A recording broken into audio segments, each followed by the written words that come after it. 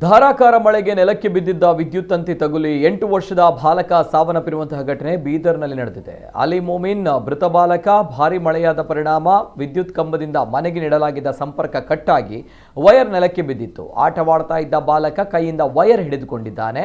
ಈ ವೇಳೆ ಬಾಲಕನಿಗೆ current shock ಹೊಡೆದಿದೆ. ಇದರಿಂದ ಬಾಲಕನನ್ನು ತಕ್ಷಣ ಆಸ್ಪತ್ರೆಗೆ ದಾಖಲಿಸಲಾಯಿತು.